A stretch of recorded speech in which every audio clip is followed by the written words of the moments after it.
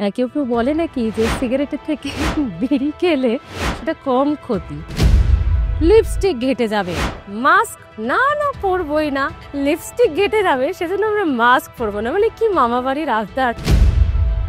নুন জলে গার্গল, এটা আবার কিছু কিছু আপনাদের মতো এক্সপার্টরা ডক্টররা বলেন কিছু রোগে নুন জলে, কিছু রোগে নুন জলে নয়, আরো ক্ষতি করবে। মানে এটা তো মহা মুশকিল, আমরা কিভাবে বুঝবো? খুব সাধারণভাবে মানে কারো যদি সবুজ কফ ওঠে, একটা কিরকম না বাড়ির সকলে ভয় পেয়ে যায়। এই জল জমাটা কিন্তু ছোঁয়াচে না, বা পেটের টিবি সেগুলো ছোঁয়াচে না, লিম্ফ নোড টিবি, আমাদের গলায় অনেকে দেখাতে যে গ্ল্যান্ড ফুলেছে, সেইগুলো কিন্তু ছোঁয়াচে না, কিন্তু মেনলি যেটা আমাদের কফের টিবি সেটাই ছোঁয়াচে। ছোটবেলা থেকেই শুনি একটু কাশি হলে বুকে ঘর ঘর করে যে একটু আওয়াজ হয়, এখনো বাচ্চাদের যদি হয় বাড়ির লোক আগেই বলে ওর বুকে কফ জমেছে। আপনারা চেস্ট মেডিসিন নিয়ে বোধহয় এতটা রিসার্চ করেনি, স্মোকাররা বিড়ি সিগারেট নিয়ে যা রিসার্চ করে ফেলেছে। অনেকটা সিঁড়ি উঠে হাঁপিয়ে যাওয়া, এটা কি নর্মাল নাকি কিছু একটা সিমটমস হচ্ছে বা কিছু ইন্ডিকেট করছে? নাক ডাকার জন্য নাকি ডিভোর্স পর্যন্ত হয়ে যাচ্ছে। এমডি চেস্ট মেডিসিন যারা, তাদেরও কি চেস্ট ইনফেকশন হয়? তাহলে মাস্ক পরে কি ঠাকুর দেখা সেফ হবে? এই আওয়াজগুলো হওয়া মানে একটা ইন্ডিকেশন যে তোমার সামথিং রং, কিছু একটা সমস্যা আছে। হ্যাঁ, কিছু কিছু মানুষের এটা ধারণা ইনহেলার বেশি করে নিচ্ছিস, রোজ নিতে হচ্ছে। এমনকি আমি বিয়ে ভাঙতেও দেখেছি মেয়ে ইনহেলার নেয়, তার মানে মেয়ে একটা নেশাগ্রস্ত হয়ে গেছে। পুজোর মৌসুমে রয়েছি, ঠাকুর দেখতে বেরিয়েছেন বা বেরোবেন, হ্যাঁ, তার সঙ্গে সাজগোজ তো থাকবেই, আর মানানসই লিপস্টিকও থাকবে। লিপস্টিক ঘেটে যাবে, মাস্ক না না পরবই না, প্রচুর ঠাকুর দেখবো সুন্দর করে সেজে। আর তারপর কি হবে, এই কি হবে সেটা আমি স্মৃতি বলবো না, চন্দ্রানী ম্যাডাম রয়েছেন আমাদের সঙ্গে, ম্যাডাম বলবেন যে কি হবে। ম্যাডামের সঙ্গে পরিচয় করিয়ে দিই, কারণ পুজোর মরশুমে আমরা কিভাবে ভালো থাকবো সেটাই ম্যাডাম আজকে বলে দেবেন। আমাদের সঙ্গে চন্দ্রানী চ্যাটার্জি রয়েছেন, doctor Chandrani Chatterjee, MD chest medicine, medical college, Calcutta medical college থেকে ম্যাডাম রয়েছেন আমাদের সঙ্গে। নমস্কার সবাইকে। আজ সামনে আসছে পুজো, এবং আমরা জানি পুজোর মানেই প্রচুর, পুজোর যতই আনন্দ থাকুক তার সাথে আছে তার পলিউশন, তার সাথে আছে গরমের মধ্যে ঠাকুর দেখার পর আইসক্রিম খাওয়া বা নিয়ম না মেনে ঠান্ডা জল খেয়ে ফেলা, এবং তার কারণে যেটা হয়ে থাকে যে আমাদের প্রায় ঠান্ডা লেগে গিয়ে থাকে, এই জিনিসটা প্রায় হয়ে থাকে।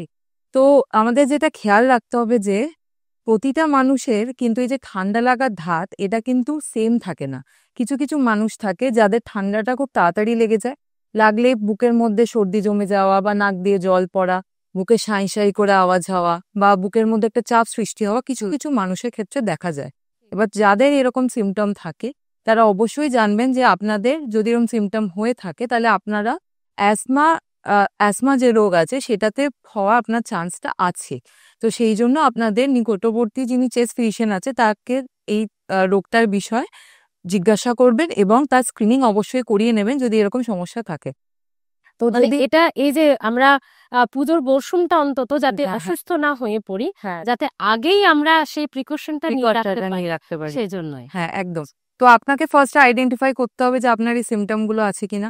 যদি থাকে আপনার ডাক্তারবাবুকে দেখাবেন, দেখিয়ে তার যেটা ট্রিটমেন্ট, যেটা মেনলি থাকে আমাদের ইনহেলার, সেটা আপনি অবশ্যই ঠিকঠাকভাবে নিতে হবে। যদি দেখা যায় যে আপনি ঠিকভাবে সব মেনটেন করতে পারছেন না, মানে মাস্ক প্রপার ব্যবহার করা হচ্ছে না বা ঠান্ডা লেগে যাওয়ার একটা টেন্ডেন্সি তাও থেকেই আছে সবকিছু করার পর, তাহলে অবশ্যই ভ্যাকসিনেশন আগে থেকে ইয়ারলি একটা করে ইনফ্লুয়েঞ্জা, নিউমোনিয়া যে ভ্যাকসিনেশন যেমন শিডিউলে আছে সেটা নেওয়া, এবং ইনহেলার প্রপারলি নেওয়া। এবং যাদের ধরুন এই সমস্যাগুলো নেই, নর্মালি খুব বেশি ঠান্ডা লাগার সমস্যা নেই, তারা মাস্ক অতটা না পরলেও কিছু সমস্যা নেই। শুধু এখন একটা সিজনাল একটা ফ্লুয়ের সমস্যা চলছে, তো সেই হিসাবে যেটুকু যা প্রিকশন নেওয়া, যে মানুষের থেকে সাফিসিয়েন্ট দূরত্ব বজায় রাখা, প্রপার হ্যান্ড ওয়াশিং করা, এবং যদি সম্ভব হয় মাস্কটা প্রয়োজন। মানে আমি প্রথম প্রশ্নটাই ম্যাডামকে খুব অন্যায় প্রশ্ন এবং ভুল প্রশ্নই করেছি যে লিপস্টিক ঘেটে যাবে সেজন্য আমরা মাস্ক পরবো না, মানে কি মামা বাড়ির আবদার। এরকম আবদার পেশেন্টরা করে না মেডিকেল কলেজে এসে, অবশ্যই বলেন তারা যে মাস্কটাকে না পরলেই নয়, এই ট্রিটমেন্ট যেটা আপনি দিচ্ছেন সেটা কতদিন চলবে, মাস্ক ছাড়া যদি অন্য কিছু করা যায়, সেটা অবশ্যই, এটা তো সবারই প্রশ্নগুলো থেকেই থাকে। একদম। আচ্ছা ম্যাডাম, আরেকটা বিষয় যে এই পুজোয় ঠান্ডা লাগা প্রিকশন হিসেবে তো আপনি সুন্দর বলে দিলেন, যাদের বেশি ঠান্ডা লাগার ধাত, যারা রাত জেগে ঠাকুর দেখবে, এই সমস্ত। কিন্তু যারা ধরুন ততটাও ঠান্ডা লাগার ধাত নেই, বাড়ি ফিরে এসে এই যে আমাদের একটা কোভিডের সময় আমরা যেটা করছিলাম, হুম। যে ভ্যাপার নেওয়া গরম জলে বা কিছু করা, তো এই রাত জেগে যারা ঠাকুর দেখবে, প্রচুর পলিউশন চারিদিকে, এবং দিল্লির দিকেই মোটামুটি কলকাতা হাঁটছে, তো তারপর বাড়ি ফিরে এসে কিছু কি আমরা করব ভালো থাকার জন্য? হ্যাঁ, অবশ্যই। যদি মনে হয় যে গলাতে একটুখানি হালকা খুসখুস হচ্ছে বা নাক দিয়ে জল পড়ছে বা একটু ইরিটেশন হচ্ছে, অবশ্যই আমরা স্টিম নিয়ে নিতে পারি। কিছু গার্গল সলিউশন আছে। কোনো গার্গল সলিউশন যদি আমি নাও ইউজ করি, প্লেন গরম জলে হালকা গার্গল করে নেওয়া আর স্টিম নেওয়া, এগুলোতেই আমাদের নাকের বা গলার মধ্যে যেটুকু যে পলিউটেন্ট বা ইরিটেন্ট আটকে থাকে তাতে ক্লিয়ার হয়ে যায়। আচ্ছা, এখানে এক্সট্রা না কিছু খুব না। ভালো একটা আমাদের মানে খুব চলতি কথা আছে, নুন জলে গার্গল। এটা আবার কিছু কিছু আপনাদের মতো এক্সপার্টরা, ডক্টররা বলেন কিছু রোগে নুন জলে, কিছু রোগে নুন জলে নয়, আরো ক্ষতি করবে। মানে এটা তো মহা মুশকিল, আমরা কিভাবে বুঝবো? ইন জেনারেল বেটার যে আপনারা নুনটা অ্যাভয়েড করুন। আচ্ছা, যদি এটা safe side। হ্যাঁ, সেফ সাইডে থাকুন, গরম জলেই করুন। আর যদি তাতে প্রবলেম হয় তাহলে আপনার ডাক্তারকে দেখিয়ে নিন, সেটাই বেস্ট। বাহ! আচ্ছা ম্যাম, আরেকটা যেটা প্রশ্ন রাখবো যে খুব সাধারণভাবে মানে কারো যদি সবুজ কফ ওঠে, একটা কিরকম না বাড়ির সকলে ভয় পেয়ে যায়। যে কফ মানে তো একটা ভয়, আর কফ মানেই সবুজ কফ মানেই বোধহয় বিরাট একটা কিছু হয়ে গেছে, একটা ব্যাকটেরিয়া বা ব্রঙ্কাইটিস টাইপ একটা কিছু। তো এই সবুজ কফটা কি সত্যি কিছু ইন্ডিকেট করে? হ্যাঁ, নরমালি আমাদের কফের যেটা রং থাকে ওটা হচ্ছে কালারলেস থাকে বা একটু হালকা সাদাটে বা খুব বেশি হলে হালকা হলদেটে হতে পারে। সবুজ কফ মানে কিন্তু ব্যাকটেরিয়াল ইনফেকশন মোস্টলি ডিনোট করে। ও হ্যাঁ, আচ্ছা। তো যদি সবুজ কফ হয়ে থাকে বা বুকের মধ্যে এটা চাপ সৃষ্টি হয়ে থাকে, মনে হচ্ছে কফটা উঠতে চাইছে না, বা হুম। তার আগে আপনি যদি একটা জ্বরে ভুগে গিয়ে থাকেন, তো তাহলে অবশ্যই আপনার ডাক্তারবাবুকে একবার একটু দেখিয়ে নেবেন। আচ্ছা, আর আরেকটা কি হয় মানে একদম লেম্যান ল্যাঙ্গুয়েজে জিজ্ঞেস করছি, বুকে কোথাও ব্যথা হলেই হয় আমরা একদম ড্যাম শিওর আমাদের বাড়িতে বা চারিপাশে যারা আছে প্রত্যেকে তোর গ্যাস হয়েছে, নালে হার্টের একবার একটা ইসিজি করিয়ে দেখে নে কি হচ্ছে, সব ঠিকঠাক আছে তো এখন চারিদিকে যা হুম। অবস্থা। তো এই মিথটা থেকে বেরোবো কিভাবে আমরা, মানে চেস্ট ইনফেকশন বলেও যে একটা বড় জোনার আছে, একটা বড় রোগ আছে, আমরা বোধহয় খুব একটা তাকে পাত্তা দিই না। এটা তো মানে খুব ভুল। এটা হ্যাঁ, একদম সত্যি কথা সেটাই। আমাদের বুকে চেস্টে পেন হওয়া মানেই যে হার্টের বা গ্যাসের সমস্যা হবে সেরকম নয়। বুকে আরো অনেক স্ট্রাকচারস আছে। যেটা বুকে সবচেয়ে বড়, বড় দুটো স্ট্রাকচার সেটা হচ্ছে আমাদের ফুসফুস। তাতে যদি কোনো রকম প্রবলেম হয় সেটা গিয়ে ইনডাইরেক্টলি আমাদের চেস্ট পেন হিসেবে মাঝে সাঝে দেখা দিতে পারে। তাছাড়াও আমাদের ফুসফুসের পেছনে আছে হচ্ছে মানে পেছনে বলতে ঠিক না, মাঝে আছে হচ্ছে ইসোফেগাস, যেটা হচ্ছে আমাদের খাদ্যনালী। খাদ্যনালী রিলেটেড যদি কোনো প্রবলেম হয় বা প্রচন্ড সমস্যা যদি কিছু হয়, সেটাতেও আমাদের চেস্ট পেন দেখা দিতে পারে। এবং ফুসফুসের বাইরে আছে আমাদের হাড়, যেটা বলি আমরা চেস্ট ওয়াল। সেই চেস্ট ওয়ালে হচ্ছে আমাদের হাড় আছে, মাংস আছে। হাড়ে বেশি যদি আমাদের ভিটামিন ডি ডেফিসিয়েন্সি থাকে, এবার এবার সেটা ছাড়াও আমরা যদি অনেক কিছু জোর মানে ভারী জিনিস তুলে থাকি, তাতে কি হয় হাড়ে চাপ পড়ে, সেই জন্য অনেক সময় বনি পেনও হতে পারে, সেটাকে বলে কস্টোকন্ড্রাইটিস বা বনি পেন, যেটা জাংশনে হয় বোন আর কার্টিলেজে। এবং মাসেল পেনও হতে পারে। তো এই সবকিছুই হচ্ছে কি চেস্ট পেনের কজ হতে পারে, মানে অলওয়েজ যে কার্ডিয়াক বা গ্যাসই হবে সেরকম নয়। আচ্ছা, এই যে গ্যাসের ব্যথা, হার্টের ব্যথা, আমি যাচ্ছি না এটাতে, যেহেতু আপনি চেস্ট মেডিসিন এক্সপার্ট, তো সেই জায়গায় ম্যাডাম এই যে হাড়ের ব্যথা বা চেস্ট ইনফেকশনের ব্যথা, সেটা কি কিছুটা বুঝে নেওয়ার উপায় আছে? হ্যাঁ, যেটা হাড়ের ব্যথা আছে সেটা আমরা বাইরে থেকে যদি হাড়ের জাংশন গুলোয় একটু প্রেসার দিই তাহলে ওটা ব্যথা করবে, সেভাবে বুঝতে পারেন। হাত হাত হ্যাঁ, দিয়ে যদি হাত দিয়ে আঙ্গুল দিয়ে যদি আমি হাড়গুলোর উপর প্রেস করি তাহলে হাড়ে ব্যথাটা বোঝা যাবে, ওটা হাড়ের ব্যথা। মাংসের ব্যথা সবসময় অত ভালো করে বোঝা যায় না। এবার লাংসের ব্যথা ওইভাবে বোঝা যায় না। লাংসের ব্যথাটাকে ক্লাসিক্যালি যেটা বলেছে প্লুরাইটিক চেস্ট পেন।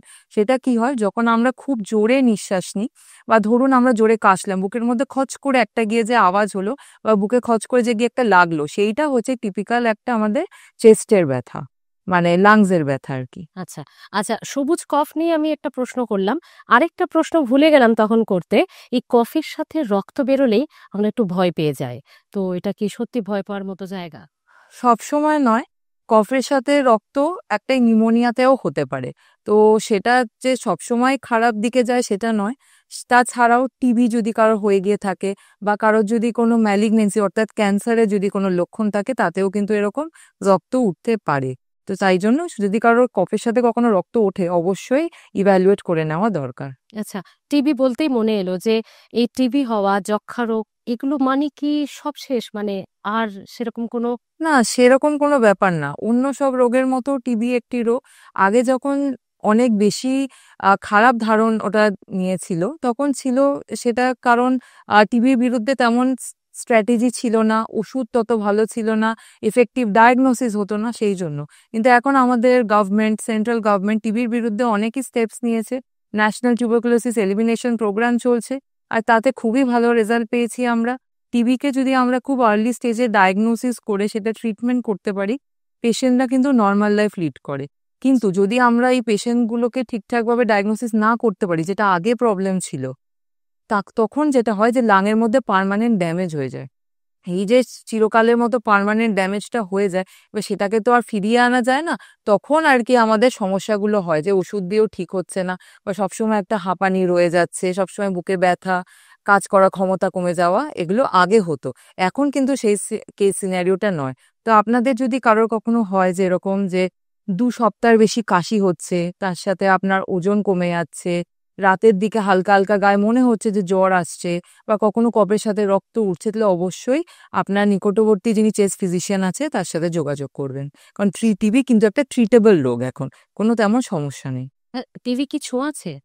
কিছু কিছু টিবি আছে যেটা ছোঁয়াচে, যেরকম আমরা পালমোনারি টিবি বলি, মানে যেটা কফের মাধ্যমে যেটা টিবিটা, সেটা ছোঁয়াচে। তাছাড়াও অনেক আছে এক্সট্রা পালমোনারি টিবি, মানে ধরুন অনেক সময় আমরা শুনেছি টিবির জন্য বুকে জল জমেছে, সেই জল জমাটা কিন্তু ছোঁয়াচে না। বা পেটের টিবি, সেগুলো ছোঁয়াচে না। লিম্ফ নোড টিবি, আমাদের গলায় অনেকে দেখা যায় যে গ্ল্যান্ড ফুলেছে, সেইগুলো কিন্তু ছোঁয়াচে না। কিন্তু মেনলি যেটা আমাদের কফের টিবি সেটাই ছোঁয়াচে। আচ্ছা, এই জল জমেছে বুকে এটা বলতে কি একটা কথাও মনে এলো। ছোটবেলা থেকেই শুনি একটু কাশি হলে বুকে ঘর ঘর করে যে একটু আওয়াজ হয়, এখনো বাচ্চাদের যদি হয় বাড়ির লোক আগেই বলে ওর বুকে কফ জমেছে। তো সত্যি বুকে কি কফ জমে? বুকে কফ ঠিক জমে না, অ্যাকচুয়ালি যেটা হয় যে যে কোনো রকম ইনফেকশনের জন্য যেটা হয় ইনফ্ল্যামেশন, অর্থাৎ আমাদের ধরুন এটা হচ্ছে স্বাভাবিক শ্বাসনালী, ঠিক আছে, সেটা নর্মাল, এর কারণে হাওয়া চলাচলের জায়গা আছে। যখন ইনফেকশন হচ্ছে, এখানে যে মিউকোসাগুলো থাকে সেটা হচ্ছে লাল হয়ে যায়, সে কাজ ঠিকঠাক করতে পারে না, এবং আশেপাশে যে মাসেল আছে সেটা ছোট হয়ে যায়, সংকীর্ণ হয়ে যায়, যাতে আরো বেশি করে অ্যালার্জেন বা ইরিটেন্ট ভেতরে না ঢুকতে পারে। তো তার জন্য যেটা হয় যে নেট যেটা হাওয়া চলাচলের জায়গা সেটা কমে যায়, এবং ভেতরে কিছু কিছু কফ জাতীয় জিনিস জমে। তো এই যে আমাদের শ্বাসনালীর মধ্যে যে কফটা জমলো, তার জন্য যেটা হয় যে হাওয়া চলাচলের জায়গাটা কমে যাওয়ার জন্য শ্বাসকষ্ট, বুকে ঘরঘরানিটা বেশি হয়। কিন্তু ফুসফুসে তেমন ভাবে কফটা জমে না, ওটা মেনলি যেটা শ্বাসনালী আছে ওটাতে জমে। ঠিকঠাক ভাবে যদি চিকিৎসা করা যায়, যেটাই হোক, ধরুন ইনফেকশন হলে ইনফেকশনের চিকিৎসা, অ্যাজমা হলে অ্যাজমা চিকিৎসা, সিওপিডি হলে সেটা চিকিৎসা, সেটা করলে কিন্তু কফটা কমে যায়। আচ্ছা, আমরা সবসময় জানি স্মোকিং কজেস ক্যান্সার। আবার এরকম পরিচিতও আমার আছে যে যারা সারা জীবন সিগারেট খাওয়া, বিড়ি খাওয়া তো দূরের কথা, তারা মানে তার ধারে পাশেও যাননি, তারও লাং ক্যান্সার হয়েছে। তো আমি বলছি না এইভাবে জাস্টিফাই করা উচিত নয়। মানে এটা কিভাবে সম্ভব? তাহলে তার লাং ক্যান্সার কেন হচ্ছে? দেখুন, লাং ক্যান্সার যেটা হয় এটা অনেক জিন ঘটিত কারণে হয়। যেটা সবচেয়ে বেশি কজ অফ লাং ক্যান্সার সেটা হচ্ছে অ্যাডিনোকার্সিনোমা, এবং সেটাই কিন্তু যেটা নন স্মোকিং যে লাং ক্যান্সার সেটাই, ওটাই কিন্তু সবচেয়ে বেশি অলমোস্ট, ঠিক আছে। এবার সেটা ইজিএফআর মিউটেশনের জন্য হয়। এবার বাকি যে ক্যান্সারগুলো থাকে, যেমন small cell cancer, non small cell cancer, এগুলো সব হচ্ছে আপনার স্মোকিং এর দ্বারা হয়। তো স্মোক না করলেই যে ক্যান্সার হবে না, বা স্মোক করলেই যে ক্যান্সার হবে সেরকম নয়। কিন্তু হ্যাঁ, স্মোকিং করলে ক্যান্সারের রিস্ক যেটা আপনার, সেটা অনেক শতগুণ বেড়ে যায়। আচ্ছা, ক্যালকাটা মেডিকেল কলেজের প্রত্যেকটা ট্রিটমেন্টই তো নিশ্চয়ই হয়। একদম সব হয়। আমাদের তো মেডিকেল কলেজ এখন রিজনাল অঙ্কোলজি সেন্টারও হয়ে গেছে। তো যে পেশেন্টদের আমরা ডায়াগনোসিস করিয়ে আমরা পাঠাই অঙ্কোলজি সেন্টার, সব পেশেন্টরা ঠিকঠাক ট্রিটমেন্টও পাচ্ছে, আর ফলো আপও করছে আমাদের সাথে, ভালো আছে এখন পেশেন্টরা। বাহ! আচ্ছা, ম্যাডাম মানে একটা দারুণ কথা মনে পড়লো। কেউ কেউ বলে নাকি যে সিগারেটের থেকে বিড়ি খেলে সেটা কম ক্ষতি। মানে নিকোটিনটা কম থাকে বা এই ধরনের একটা কিছু যুক্তি দেয়। মানে এটা কিভাবে জাস্টিফাই হয়? এটা দেখুন, অ্যাকচুয়ালি জিনিসটা জাস্টিফায়েবল নয়। বিড়িতে যেটা হয় ফিল্টার থাকে না। তো ফিল্টার না থাকার জন্য যেটা হয়, বড় বড় যে টোব্যাকোর পার্টিকেল গুলো সেগুলো আমাদের ফুসফুসে চলে যায়, ঠিক আচ্ছা। আছে। এবার ফুসফুসে অনেকটা আছে। প্রথমে হচ্ছে বড় আমাদের যে শ্বাসনালী, তারপর বিভিন্নভাবে ভাগ হয়ে ছোট শ্বাসনালীতে যায়। এবার যেহেতু বড় পার্টিকেল, ওগুলো ছোট শ্বাসনালী অবধি যেতে পারে না, তার আগেই আটকে যায়, বড়গুলোতেই আটকে যায়। এবার সিগারেট যখন খাচ্ছে, সিগারেটের মধ্যে ফিল্টার আছে, ফিল্টারের জন্য কি হয়, বড় পার্টিকেলগুলো আটকা পড়ে যায়, ছোটগুলো বেরিয়ে যায়। এবার এই ছোট পার্টিকেলগুলো পরে গিয়ে কি হয়, যে ছোট ছোট শ্বাসনালীগুলোতে ডিপোজিট হয়, মানে অনেকটা দূর অনেকটা দূর অবধি চলে আসছে। কথাও বলি তাহলে অনেকটা দূর অব্দি সেটা পৌঁছে। একদম অনেকটা দূর অব্দি পৌঁছে যাচ্ছে। তো বিড়ি কম ক্ষতিকারক, সিগারেট বেশি ক্ষতিকারক, এটা একদমই নয়। দুখানা আলাদা এরিয়াতে এফেক্ট করছে, কিন্তু এফেক্ট তো করছে দুটোই। মানে আপনারা চেস্ট মেডিসিন নিয়ে বোধহয় এতটা রিসার্চ করেনি, স্মোকাররা বিড়ি সিগারেট নিয়ে যা করে যা রিসার্চ করে ফেলেছে, মানে তবু খেতে হবে এরকম একটা যুক্তির ব্যাপার আর কি। আচ্ছা ম্যাডাম, এরই পাশাপাশি আরেকটা বিষয় জানার, যে ইনহেলার, চেস্ট মেডিসিনের একটা বড় পার্ট হচ্ছে ইনহেলার। আবার এই ইনহেলার তো আমরা জানি মানুষকে বাঁচায়, কিছু কিছু মানুষের একটা ধারণা ইনহেলার বেশি করে নিচ্ছিস, রোজ নিতে হচ্ছে। এমনকি আমি বিয়ে ভাঙতেও দেখেছি মেয়ে ইনহেলার নেয়, তার মানে মেয়ে একটা নেশাগ্রস্ত হয়ে গেছে। মানে এটা কত বড় ভ্রান্ত ধারণা! এটা একটা খুবই বড় ভ্রান্ত ধারণা, এই জন্যই কারণ দেখুন, আপনাদের লাংসে যখন প্রবলেম হচ্ছে, ধরুন অ্যাসমা হোক, সিওপিডি হোক, বা অনেক সময় হয় যে দেখবেন একটা ভাইরাল ইনফেকশনের পর কাশি সারতে চাইছে না, তার জন্য অনেক সময় আমরা ইনহেলার দিয়ে থাকি। তো ইনহেলার কিন্তু অ্যাকচুয়ালি আপনাদের ফুসফুসের বন্ধু। যখন আপনি ইনহেলার ব্যবহার করছেন, সেই ইনহেলারের দ্বারা যে ওষুধটা, সেটা সরাসরি আপনার ফুসফুসে পৌঁছচ্ছে, সেটা কিন্তু রক্তের মধ্যে যাচ্ছে না, তাই জন্য তার কিন্তু কোনো সাইড এফেক্ট থাকে না। এবার কিন্তু ধরুন যখন কোনো ক্যাপসুল বা ট্যাবলেট খাচ্ছে, সেটা ফার্স্ট আপনার পেটে যাচ্ছে, পেটের মাধ্যমে রক্তে যাচ্ছে, এবার স্বাভাবিকভাবেই রক্তে গেলে ফুসফুস ছাড়াও হার্ট, লিভার, কিডনি, স্কিন, যা যা অঙ্গ প্রত্যঙ্গ আছে সব জায়গায় পৌঁছচ্ছে। তো যেহেতু অন্য জায়গায় পৌঁছচ্ছে, তার সাইড এফেক্ট আছে। আর যেখানে দরকার ফুসফুস, এবার আমাদের ফুসফুস আছে দুখানা, পুরো চেস্ট জুড়ে, তার ডোজ রিকোয়ারমেন্ট অনেকটাই বেশি। তো সেই জন্য ফুসফুসে যেখানে দরকারটা বেশি, সেখানে ডোজটা পৌঁছচ্ছে কম, এবং অন্য জায়গায় বাকি ডোজটা চলে আসে, যেটা একদমই দরকার না, উল্টে সাইড এফেক্ট তৈরি করতে পারে।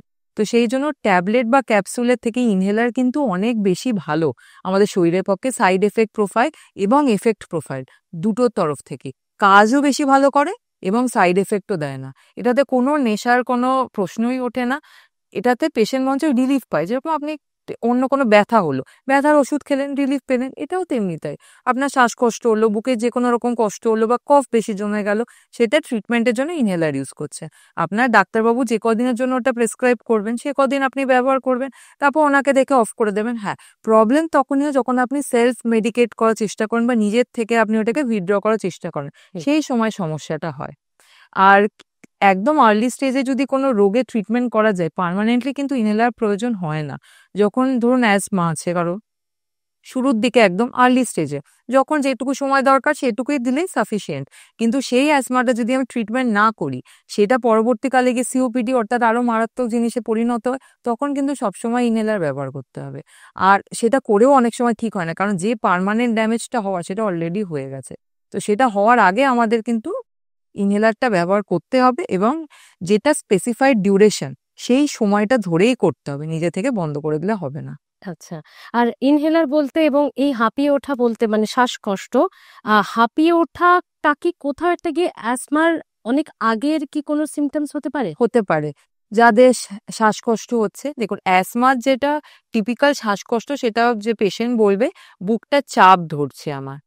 আচ্ছা, যার আরেকটু সিভিয়ার, আরেকটু বেশি স্টেজে বলবে বুকে সাঁই সাঁই করে আওয়াজ হচ্ছে। যারা আরো সিরিয়াস স্টেজে বলবে আমি একদমই শ্বাস নিতে পারছি না। তো বুকে চাপ ধরা দেখেই কিন্তু জিনিসটা শুরু হচ্ছে।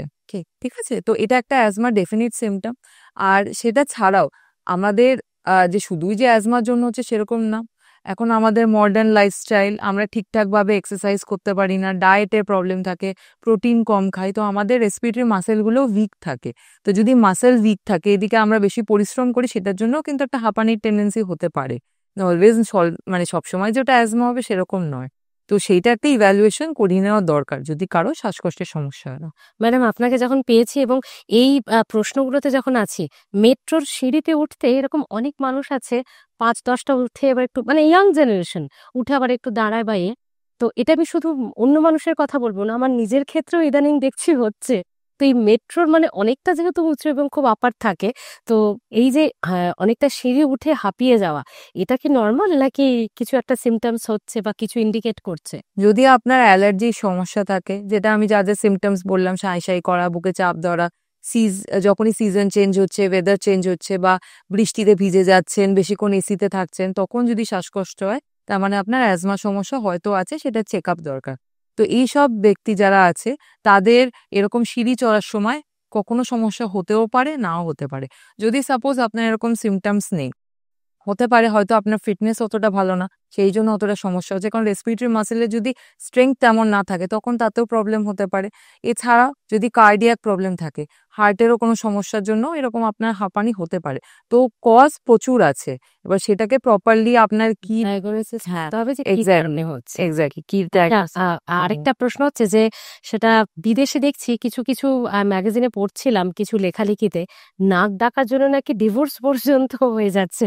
তো এই নাক ডাকাটা কি চেস্ট মেডিসিনের মধ্যে পড়ে বা হ্যাঁ একদম চেস্ট রিলেটেড কোনো ডিজিজ? হ্যাঁ, এই যে বেশি নাক ডাকা, তার জন্য যে শ্বাস রাত্রিবেলা আটকে যায়, বারবার করে ঘুম ভেঙে যায়, সকালে প্রপার ঘুম না হওয়া যায়, সারাদিন ঢুলতে থাকা বা কাজ ঠিকঠাক করে না করতে পারা, সেটা সব অবস্ট্রাকটিভ স্লিপ অ্যাপনিয়ার আন্ডারে পড়ে। এটাও কিন্তু একটা চেস্টেরই রোগ। এটাতে যেটা হয়, যাদের ধরুন ওবেসিটি বেশি আছে, ওবেসিটি না থাকলেও যদি সে একজন পুরুষ হয়, পুরুষ মানুষও একটা ইন্ডিপেন্ডেন্ট রিস্ক ফ্যাক্টর। গলার আশেপাশে যদি ফ্যাট বেশি থাকে, পেটে ফ্যাট বেশি থাকে, তাদের অবস্ট্রাকটিভ স্লিপ অ্যাপনিয়া হওয়ার চান্স বেশি থাকে।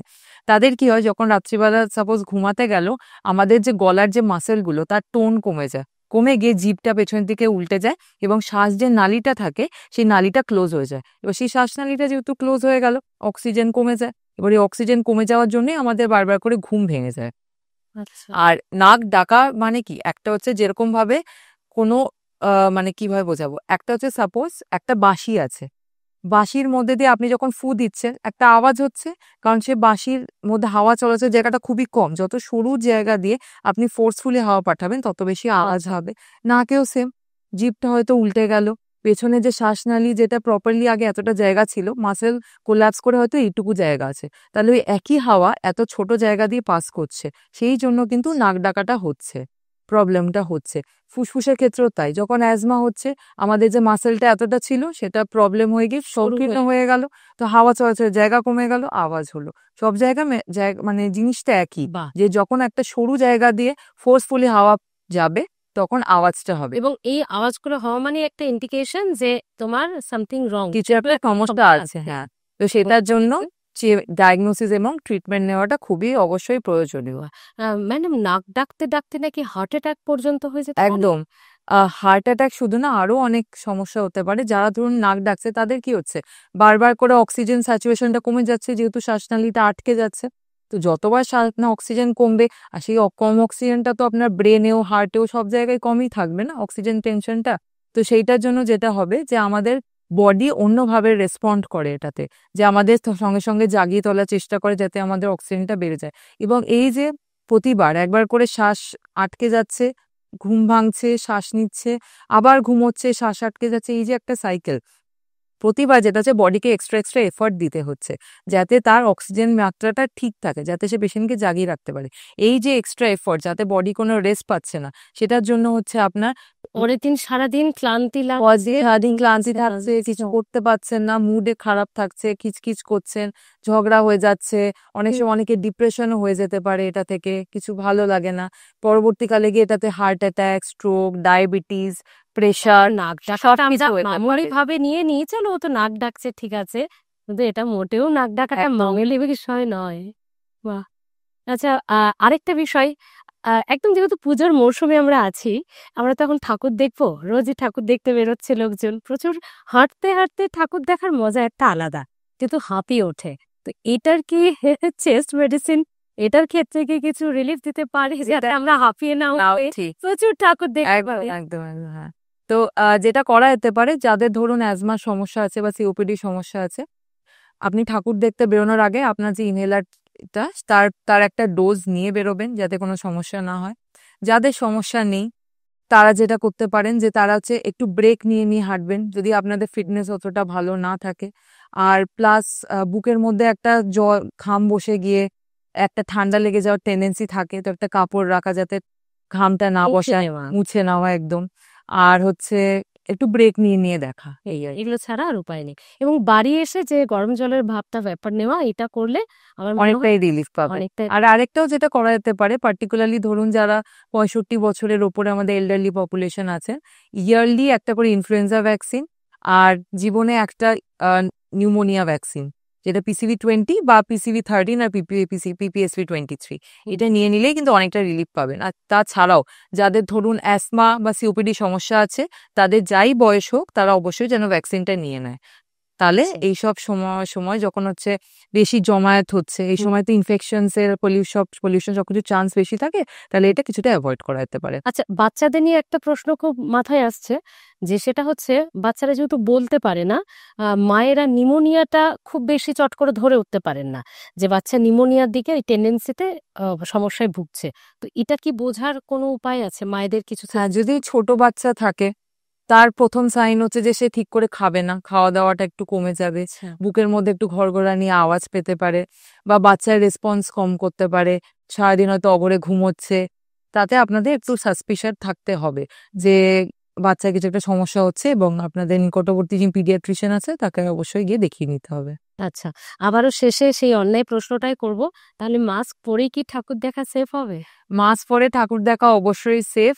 এবার যদি আপনার রিস্ক ফ্যাক্টর খুব বেশি থাকে, যেরকম অ্যাজমা, সিওপিডি, বা আপনি রিসেন্টলি কোনো খারাপ রোগে ভুগে গিয়ে থাকেন, অবশ্যই মাস্কটা প্রয়োজনীয়, সেটা ব্যবহার করতেই হবে। যদি সেরকম না হয়, আপনি ইমিউনিটি মোটামুটি ঠিকঠাকই থাকে, তাহলে মাস্কটা অকেশনাল, যেখানে হচ্ছে ধরুন ধুনুচি, আপনার যে স্মোকটা উঠছে সেই জায়গাটা ব্যবহার করা, বা যেখানে দেখতে পাচ্ছেন যে অনেক পলিউশন হয়ে আছে সেই জায়গাটা ব্যবহার করা। বাকি কেসে আপনি মাস্কটা একটুটা চাইলে সরিয়ে রাখতে পারেন। একটা খুব ভালো পয়েন্ট আমার একদম মাথা থেকে বেরিয়ে যাচ্ছিল, ধূপের ধোঁয়া এবং এই ধুনুচি, এই ধরনের ধোঁয়া থেকেও কি চেস্ট ইনফেকশন হতে পারে? ইনফেকশন ঠিক না, এগুলো যেগুলো করে যাদের এই অ্যালার্জি প্রবলেম থাকে, নাকে অ্যালার্জি, রাইনাইটিস এবং ফুসফুসে অ্যাসমা, এগুলো ট্রিগার ফ্যাক্টর, এগুলো মানে অর্থাৎ রোগগুলোকে বাড়িয়ে দেয়। তো এগুলো থেকে যতটা সম্ভব দূরে থাকা, আর মানে যতটা প্র্যাকটিকেবল আর কি, ততটা হলে পেশেন্টের পক্ষে ভালো হবে। আচ্ছা, আরেকটা মানে সচরাচর শোনা যায় সাধারণ মানুষের মধ্যে, লবঙ্গ গরম জলে ফুটিয়ে সেটা যদি খাওয়া হয় তাহলে, বা ভেপার নেওয়া হয় তাহলে নাকি লাং খুব ভালো ফিট থাকে, ফিট অ্যান্ড ফাইন থাকে। তো এটার কি সত্যি সায়েন্টিফিক কোন? সায়েন্টিফিক বলতে দেখুন, আমাদের অনেকই ফুডস আছে যেগুলোতে অনেক অ্যান্টিঅক্সিডেন্ট আছে। অ্যান্টিঅক্সিডেন্ট নেওয়া সবসময় ভালো, শুধু লাংসের ক্ষেত্রে নয়, এন্টায়ার বডির ক্ষেত্রেই সেটা। আর পার্টিকুলারলি লবঙ্গর ব্যাপারে যেটা বলতে চাইবো, যে যাদের ধরুন অনেকদিন ধরে কাশি সারছে না, দেখবেন অনেকে বলে থাকে মুখে লবঙ্গ রাখলে কাশিটা সেরে যায়। সেটা কিন্তু অ্যাকচুয়ালি লবঙ্গর প্রপার্টির জন্য অতটা না, সেটা কিন্তু ঢোক গেলার জন্য। মানে যখনই বেশি কাশি হয়, আমাদের সেই কাশিটাকে আটকানোর জন্য ঢোক গিলতে হয়। তো মুখে লবঙ্গ বা ভিক্স বা কিছু লজেন্স কিছু একটা রাখলে কি হয়, মুখের মধ্যে স্যালাইভা তৈরি হয়, আর সেটা আমরা বারবার করে ঢোক গিলতে থাকি। তো সেই একটা বেনিফিট আছে। আর তাছাড়াও তো অ্যান্টিঅক্সিডেন্ট প্রপার্টি আছে, তাতে আমাদের ওভারঅল বডির হেলথেরই সুবিধা হয়। আমি শেষ একটা মজার প্রশ্ন দিয়ে শেষ করবো, সেটা হচ্ছে এমডি চেস্ট মেডিসিন যারা, তাদেরও কি চেস্ট ইনফেকশন হয়? তারা তখন কি করে? অবশ্যই, আমরাও তো মানুষ। ম্যাডাম, খুব ভালো লাগলো। আমার মেডিকেল কলেজের এত প্রেশার, এত টাফ শিডিউলের মধ্যেও আপনি এতটা সময় দিলেন, এত কঠিন বিষয়টা এত সুন্দর করে বুঝিয়ে দিলেন। Thank you. খুব ভালো থাকুন, পুজো ভালো কাটুক। আর আপনারা যারা এতক্ষণ সঙ্গে ছিলেন, অবশ্যই প্রত্যেকদিন থাকবেন আর+ নিউজে, আমাদের ইউটিউব চ্যানেল অবশ্যই সাবস্ক্রাইব করে রাখুন, সঙ্গে রাখুন আমাদের ফেসবুক পেজ ফলো করে। এই ধরনের নানান গুরুত্বপূর্ণ বিষয় খুব হালকা মেজাজে বুঝিয়ে দেব আমরা, মানে আমাদের এখানে যে অতিথিরা আসবেন, যে ডাক্তারবাবু এবং ডাক্তার ম্যাডামরা আসবেন তাদের মাধ্যমে। তাহলে ভালো থাকতে হলে আজই সাবস্ক্রাইব করে রাখতে হবে আর+ নিউজ। অবশ্যই সঙ্গে থাকুন, ভালো থাকুন, পুজো ভালো কাটুক।